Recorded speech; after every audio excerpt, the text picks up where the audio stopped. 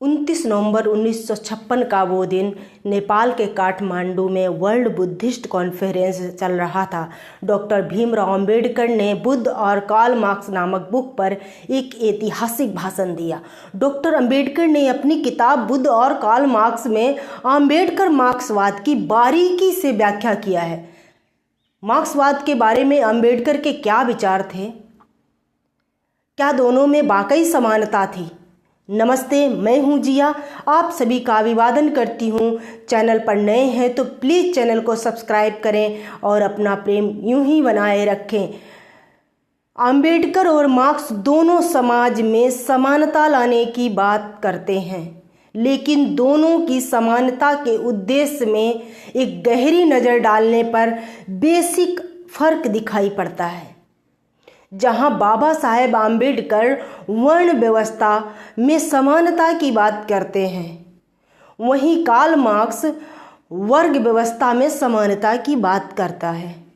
एक वर्ग व्यवस्था में समानता के लिए संघर्ष की बात करते हैं, चाहे इसके लिए सर्वहारा वर्ग को कोई भी तरीका क्यों ना अपनाना पड़े। मार्क्सवाद के बारे में अंबेडकर ने अपनी किताब बुक्स और कार्ल मार्क्स लिखी है। उसमें अंबेडकर मार्क्सवाद की बहुत ही परख करके बारीकी से व्याख्या करते हैं। अंबेडकर लिखते हैं, समानता पाने के लिए भाईचारे या स्वतंत्रता की कुर्बानी देना समाज को भारी पड़ सकता है। भाईचारे या स्वतंत्रता के बिना समानता किसी काम की नहीं होगी। दोस्तों, ऐसी बातों से तो साफ पता चलता है कि अंबेडकर की सोच पर फ्रांसीसी क्रांति की स्वतंत्रता, समानता और बंधुत्व के नारे का काफ़ी असर पड़ा होगा। इसका प्रभाव इतना ज़्यादा था कि संविधान की प्रस्तावना में भी भीमराव अंबेडकर ने स्वतंत्रता, समानता और बंधुत्व को शामिल किया।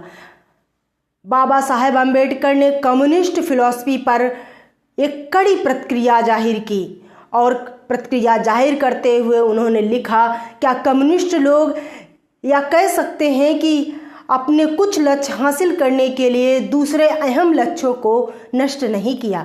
उन्होंने प्राइवेट प्रॉपर्टी को नष्ट कर दिया है। इस सिलसिले में अंबेडकर ने संपत्ति के अधिकार को संविधान में मौलिक अधिकार के रूप में शामिल किया।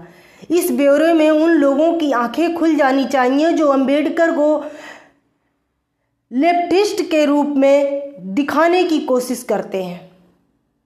डॉक्टर अंबेडकर कहते हैं, बलपूर्वक प्राप्त किया गया शासन, वह भी तानाशाही वाला शासन, ज़्यादा दिन तक नहीं टिकता है।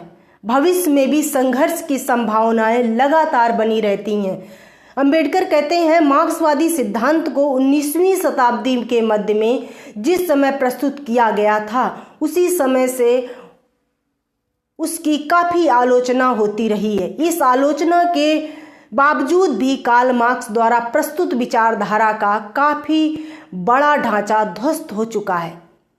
इसमें कोई शक नहीं है कि मार्क्स का यह दावा कि उसका समाजवाद अपरिहार्य है पूरी तरह से असत्य साबित हो चुका है।